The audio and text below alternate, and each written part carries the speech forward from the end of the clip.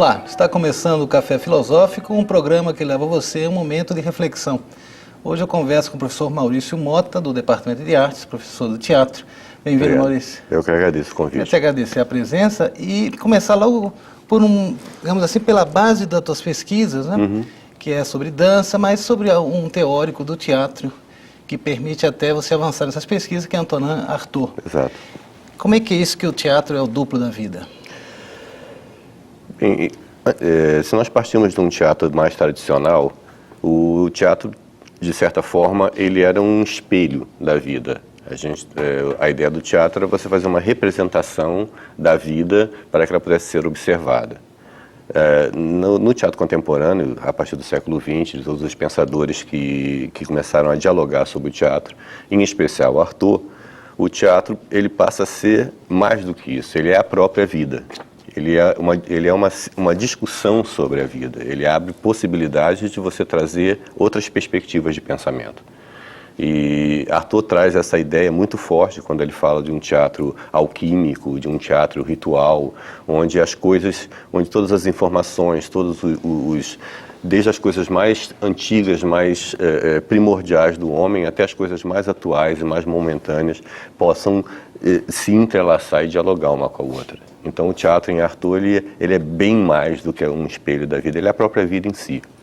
É como se a vida fosse levada à cena, de algum modo, sem Exato. esse intuito de representação, né? Exatamente, exatamente. É fazer você pensar novamente a respeito do que você está fazendo, de certa forma. Eu acho interessante essa história porque, de certa forma, esse teatro que você aponta, o teatro alquímico, também se falou no Teatro da Crueldade, né, em Antonin Artaud, ele, de certa forma, não é que ele abdica, mas você acha que ele pode realmente prescindir do discurso? Digamos assim, que o texto escrito, como se fosse levar o teatro a uma modalidade da literatura, pudesse deixar de lado e partir para uma nova concepção de teatro?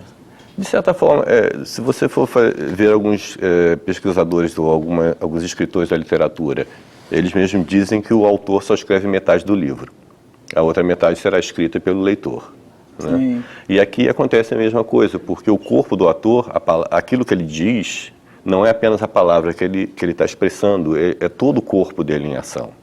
Então, o discurso do ator, ele se amplia para além da palavra. O corpo também é linguagem. É a linguagem. O corpo é o principal orador, digamos assim, é o principal ator do espetáculo, é o corpo do ator.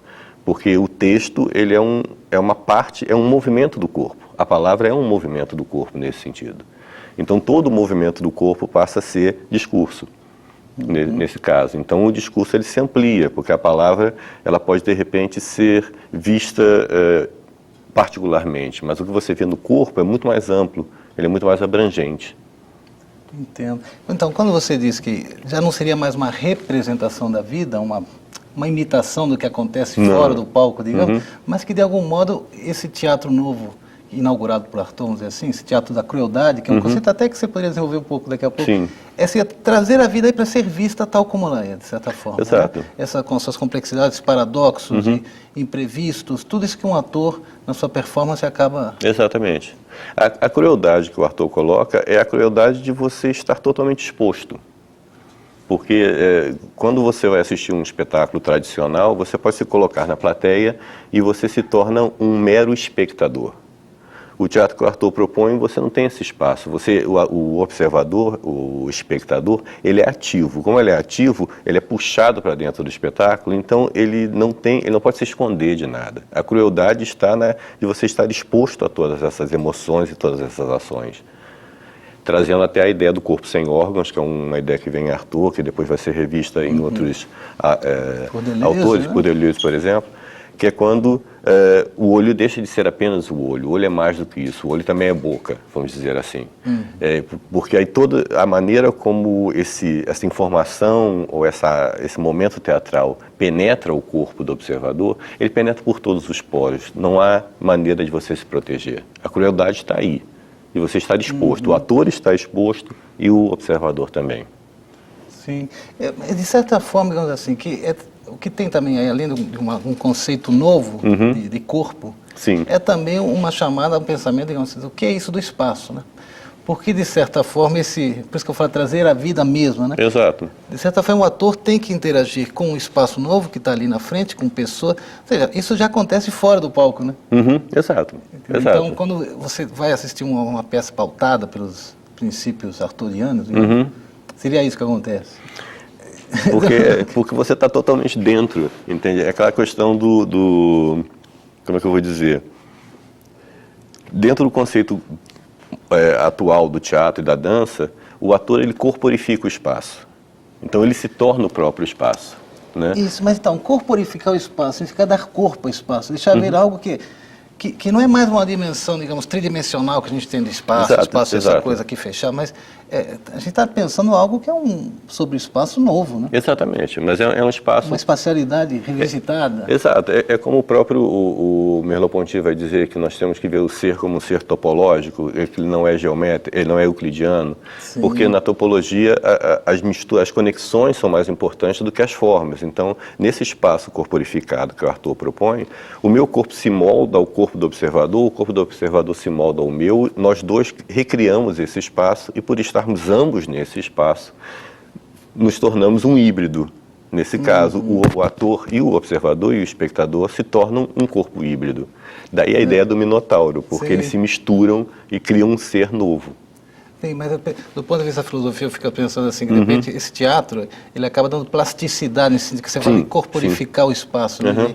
De deixar algo que não está no dia a dia, no cotidiano, sendo visto propriamente. Exato. Mas que é fundamental no nosso modo de ser. Né? É a metafísica da carne do Arthur, porque quando a coisa se torna é mais do que carne, entende? Ela transcende até aquilo que a gente chamaria, no momento de carne, de ser uma coisa concreta, pautável, porque aquilo se transforma, é mais do que aquilo. Você passa dos limites do próprio corpo do ator e você vai ver para além disso, você vai ver por trás.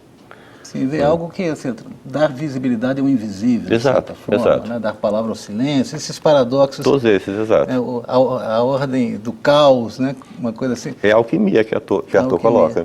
E aí você tocou já num ponto que dá nome à nossa conversa aqui, que é simulacros e minotauros. Exato. Minotauro é como um híbrido. Fala um pouco sobre o mito e como é que isso é levado ao teatro pelo pensamento.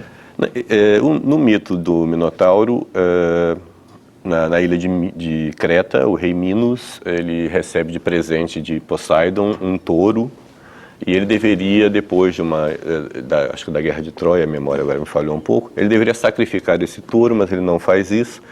Então, a mulher de Minos, ela, por, vamos dizer assim, um castigo de Poseidon, ela se apaixona pelo touro, tem relações sexuais com esse touro, e daí nasce esse ser que é touro e pessoa e homem ao mesmo tempo. Eu uso essa metáfora para falar do corpo do ator e do espectador, porque quando essa alquimia se dá no teatro, e quando realmente o meu corpo se dilata no espaço e o corpo do observador é trazido para dentro desse espaço, e essas duas realidades, esses dois corpos se misturam, você vai criar um outro ser, que é um ser que acontece apenas ali, naquele momento, é um ser totalmente efêmero, mas totalmente real, que é um minotauro entre a minha pessoa como ator e a sua pessoa como observador, nesse sentido. Ele é um ser híbrido que nasce nesse diálogo do ator com o observador. E que, infelizmente, o ator não percebe, ele só percebe o que acontece. O observador é que realmente vive isso. O ator só nota que aconteceu. Esse hibridismo, esse nascimento, essa comunhão entre ator e observador, né? Mas isso também tem a ver, aí com isso a gente já puxa a conversa para o lado, porque você se formou em filosofia e você teve, no teu mestrado, você trabalhou sobre Epicuro.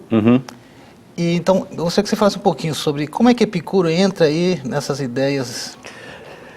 Bem, dentro do pensamento de Epicuro, o conhecimento, nós adquirimos o conhecimento a partir da afetação dos nossos corpos, e nossos corpos são afetados pelos outros corpos na natureza, porque tudo na natureza é corpóreo, e de todos os corpos da natureza emanam simulacros, os próprios corpos se fazem ver, de certa forma, porque são os corpos que produzem esses simulacros de si mesmo. O corpo no teatro, na dança, ele é uma construção, porque você tenta transformar um pensamento em movimento, digamos assim, ou em ação.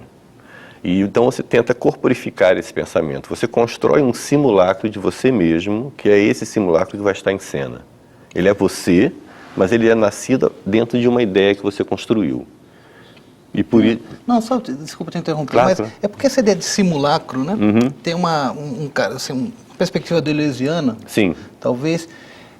Queria que você falasse um pouquinho da origem da palavra grega e como é que também pode entender esse simulacro, não desde uma perspectiva assim do falso, né? Não, certo. É porque, por exemplo, Platão diz que o simulacro ele é falso porque ele é apenas uma cópia, é apenas uma interpretação mal feita da realidade. Na ideia, e aqui nesse caso, essa ídola que Epicuro fala, que é composta de átomos extremamente sutis, então por isso mesmo é um corpo que é emanado, ele é uma tentativa do corpo se mostrar como ele é, digamos assim. O corpo do ator, do bailarino, ele está tentando se mostrar numa forma que foi pensada, ele está construindo esse pensamento. Dentro da ideia de Epicuro, até o fato de eu estar aqui falando, eu estou pegando todas essas informações que eu tenho, esses pensamentos que eu tenho, e então eu estou construindo esse corpo, que é o meu pensamento, e eu projeto esse corpo no espaço, que vai afetar o seu corpo, vai afetar o corpo de quem estiver me ouvindo, vai penetrar esse corpo ou não, vai ser absorvido ou não. Essa ideia na arte é quando você tenta ampliar esse simulacro de tal forma, de construir ele com tamanha energia, que ele realmente ocupe esse espaço cênico. Você sente a presença dele. Se você for num bom espetáculo teatral, você sente isso, que o ator se aproxima de você. Mais uma vez está diante dessa ideia de uma espacialidade revisitada, de um corpo também revisitado, né? E o simulacro, ele leva consigo todas as informações, não é apenas aquilo que você quer mostrar naquele momento. Porque na arte contemporânea você não quer apenas retratar aquele momento agora, você vai trazer consigo tua história, teu pensamento, tudo que você tem em você, toda a tua identidade, tudo isso faz parte do ator contemporâneo. Então esse simulacro que você constrói é um simulacro completo de você mesmo, só que focado. Você direciona. Sim. É como se houvesse uma transfiguração, você falou uma palavra, transubstanciação talvez. A transubstanciação, que é da química. Da alquimia. Daí vem essa coisa. Isso. Claro. Na psicologia se tem essa coisa de você ter uma imagem que você irradia para o outro, né?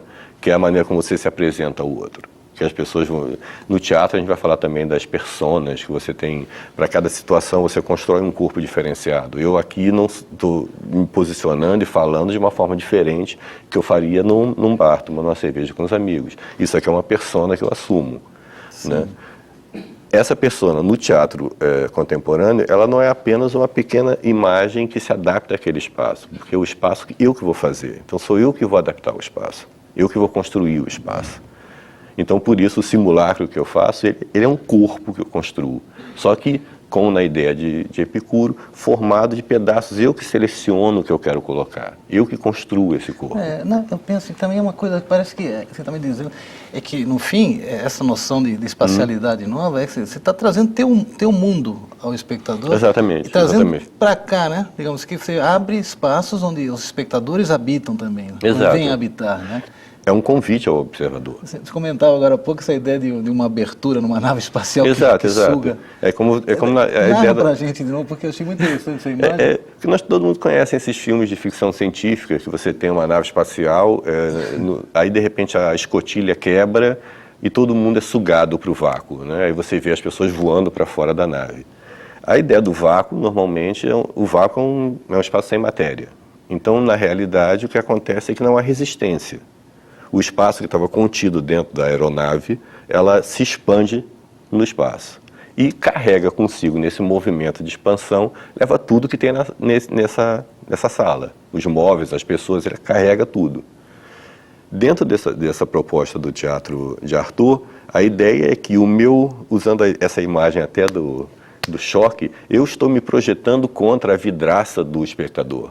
Eu estou projetando esse simulacro que é o meu corpo contra essa vidraça. Aí vai haver um momento, talvez, que essa vidraça se quebre. E o espectador, então, ele é sugado para dentro desse espaço. Por isso que o simulacro da dança contemporânea, da arte contemporânea, ele tem espaços em si, ele tem, a palavra me fugiu agora, mas ele propõe espaços a serem preenchidos. Ele é lacunar, propositadamente lacunar. A ideia que me passa com essa imagem toda é como se houvesse um certo rasgo no mundo e daí pode aflorar algo novo. No caso, você me fala esse hibridismo, essa fusão toda aí, né? E muito interessante também porque o vigor desse teatro, dessa possibilidade de levar a cena, tá? É porque, de certa forma, assim como no símbolo que você dá da nave espacial, nos encontramos sem apoio, né? Então, de certa forma, um novo mundo se abre que deve ser repensado, né? E é por isso que é cruel. Isso, porque você não tem onde se apoiar. Que a gente tem que matizar, não é? Exato. Não é crueldade de maldade, não. É a crueldade você está realmente num espaço em que as possibilidades estão abertas, as suas referências não são mais as mesmas, porque você está se misturando. Crueldade é pensamento aí, né? Que é um pouco essa perspectiva da leitura. Pensamento novo, a possibilidade de pensar novo. E isso assusta, né? Tem coisa mais cruel que essa, você está de frente do novo. Sim, justamente porque o desafio aí que o performance leva, o bailarino, é de certa forma dessa transfiguração mesmo do mundo, né? Total. Você se vê invadido, né, pelo ator, né? Por isso que às vezes performances muito contemporâneas deixam a gente um pouco... Assustam às vezes. Nós somos afetados realmente, nos tira daquele conforto do teatro, que você vai lá assistir uma... E até essa sensação ruim, entre aspas, digamos assim, essa inconveniência, ela é diferente. Porque nós não estamos apenas vendo algo que a gente não gosta. Nós estamos carregados para um espaço em que nós nos vemos nesse espaço. E é isso que incomoda. Porque nós pertencemos a esse espaço. Não é apenas você ver algo de longe e dizer, aquilo ali eu não gostei. Que seria num teatro tradicional, digamos assim, eu assisto a cena, eu estou longe dela e eu posso dizer, eu gosto, não gosto. A má sensação na performance, no teatro contemporâneo, é a sensação de você estar dentro daquele mundo, e você pertencer àquele mundo, e saber que você pertence àquele mundo. É isso que incomoda. Sim, talvez esse sentido também do efêmero, de se ver incomodado nas tuas mais profundas concepções de mundo, né? Que você se vê abalado nesse meio. E aí, quando esse espaço se dissolve, vamos dizer assim, aí usando novamente o Epicuro, fragmentos desse corpo ali construído, o observador vai levar. Porque ele vai estar entranhado dentro do corpo dele agora. E isso vai causar uma modificação no pensamento, de alguma maneira. Eu acho que esse acontecimento, levando assim até para as artes em geral, digamos que é esse acontecimento estético que ocorre quando você está diante de uma obra de arte. Talvez seja uma pintura, uma escultura, uma dança, de algum modo nós somos translocados, somos levados a um lugar que não nos pertence, senão que talvez nós pertencemos a ele, né? E aí tem aquela velha história acho que é no Fedro, que Platão diz que a filosofia se dá a partir do espanto, né? Sim. E nesse caso é um espanto também, porque esse espanto que surge nesse momento é porque faz com que eu me leve a pensar, me leve a refletir. E isso também é o que acontece no espanto filosófico. O espanto filosófico leva você a pensar. E aqui esse espanto... O espanto é a mãe do pensamento, né? Exato. E aqui esse espanto é o mesmo, porque você é levado pela arte a repensar a tua situação no mundo, o teu lugar no mundo. E por isso que eu acho que eu faço essa analogia também, que tem a ver muito com o espanto filosófico, quando você está diante de uma obra de arte que mexe realmente contigo. O interessante, Maurício, é que quando você usa uma expressão metafísica da carne, isso dá a impressão assim, que vai contra tudo que a metafísica pensou ao longo da sua história. Né? Então parece que a metafísica se consuma e nunca chegou a pensar propriamente a carne nesse sentido, essa imanência.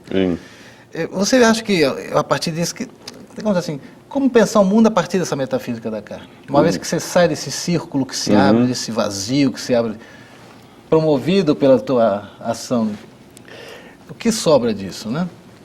Eu acho que está uma pergunta difícil agora. É perturbador. É perturbador, é muito perturbador. Assim. Exato.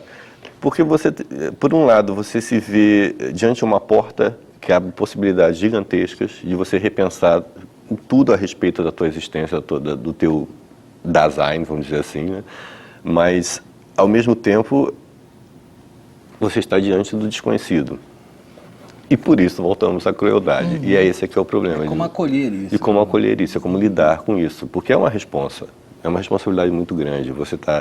Porque, inclusive, quando você está em cena, você tem uma certa responsabilidade de que você vai mover no ator, no observador. O que vai acontecer com ele. Você não pode também dizer, não, vamos que o mundo exploda, não é isso. Você está lidando esperando que as pessoas pensem novamente, repensem, revejam, releiam. Né? Entendo. Agora, na tua docência, você dá aula para futuros atores, professores, para a gente, é um curso de licenciatura? Exato, exato. Então, a gente que vai trabalhar com isso também no ensino médio, imagino. Como é que você vê essa história? Não seria um pouco chocante? O caminho é esse mesmo, né? É para espantar e levar ao pensamento? Ou a tradição é mais fácil de promover esses valores estéticos? Como é que você vê isso? Não, eu acho que nós temos que encontrar novamente mais um híbrido, que é você unir esses pensamentos mais tradicionais da obra de arte, do teatro, porque nele também tem qualidades fantásticas. Você não pode hoje em dia simplesmente dizer vamos esquecer Hamlet porque a gente não quer mais falar de texto. Não é isso, o próprio Artaud não diz isso. O Artaud não fala para você ignorar o teatro tradicional. É você tentar dar um passo além. É você descobrir o corpo que tinha sido um pouco ignorado no teatro tradicional e você retrazer esse corpo à luz, vamos dizer assim. No ensino, quando nós vamos falar com os alunos e naquilo que a gente espera que eles repassem mais tarde, essa valorização da importância do corpo como ator mesmo, da ação, da valorização do corpo do ator, do aluno, de cada pessoa, do observador, esse talvez seja o ponto mais importante, porque se nós tivermos uma nova leitura do corpo dentro da nossa sociedade, a gente vai modificar diversos valores. Então, eu pergunto porque pode-se ter uma ideia de que ensinar teatro no ensino médio signifique incluir a leitura da dramaturgia, essas coisas todas, quando talvez seja muito mais importante fomentar, digamos, essa nova perspectiva do próprio ator, né? O que significa atuar. Exato. A educação somática está aí para comprovar isso, que a abordagem através do corpo, pelo corpo, e deixando um pouco de lado essa coisa falso intelectual de você ficar parado em frente, sentado numa cadeira com um livro na frente o tempo inteiro, que é o que se faz nas escolas ainda hoje. Se você conseguir ampliar esse aspecto, você vai ter corpos que se relacionam melhor nos espaços propostos, nos espaços sociais, nos espaços familiares. Esses corpos vão saber a importância deles nesse espaço, o que eles são capazes de criar nesses espaços. Então, eles vão se relacionar de uma forma melhor. Então, e também até aquela coisa, se eu respeito o meu corpo, eu respeito o corpo do outro. Né? O caminho do autoconhecimento do ator é também um caminho de valorização do outro corpo. E a ideia, afinal, eu acho muito interessante essa ideia de que, quando a gente discute a espacialidade dessas novas perspectivas, o que acaba saindo no fim é que a gente tem que pensar na construção de lugares, e que não é um lugar que eu construo sozinho, senão já e sempre eu estou na construção coletiva desses lugares. Exatamente. São logradouros nesse sentido. Né? Exato. E se a gente consegue criar um ambiente, e numa sala de aula não é diferente do teatro, se você tem um espaço em que todos os corpos estão ativos, então as possibilidades de você avançar no conhecimento são muito maiores. Então, se todos os corpos que estão ali naquela aula de filosofia e estão ali ativos, participantes, se hibridando o tempo inteiro, então a possibilidade do conhecimento se expandir é muito maior do que corpos que estão parados, recebendo informação e coisas do gênero. E a mesma coisa, o ensino do teatro está aí para isso, nesse sentido, está aí para valorizar o corpo. É como se simulacros que se pensam juntos, né? Não são cópias falsas, são ilusões verdadeiras. São corpos reais. Porque é aquela coisa, a gente até fala, quantas vezes a gente não toma um susto e você olha assim no meio do mato, parece que tem um cachorro, mas não tem um cachorro. No momento que o cachorro estava ali, que você achou que era um cachorro. E da mesma maneira ali, se você construir um espaço em que o conhecimento se movimenta livremente, mesmo que ele desapareça depois, ele vai deixar marcas fortíssimas no corpo. Aí o falso não é falso mais, né? Não é. Um outro tipo de verdade que se abre com muito mais vigor. É uma verdade possível, E talvez um pouquinho mais louca, porque ela é mais ampla, porque ela não está, quando a gente fala da alquimia, do Artaud, ela não está limitada pelas nossas concepções do que é a realidade, as nossas leis físicas ou coisas do gênero. Ela pode ir um pouco mais além. Eu acho que ele fala muito mais do homem, isso. Com certeza. Porque nós somos mais do que só carne e osso, né? Essa ideia do corpo sem órgãos é fantástica. É fantástica, é fantástica. E você aprender como eu falei, você aprender a sentir gostos com os olhos. Por isso eu uso muito a questão da sinestesia, com S, né?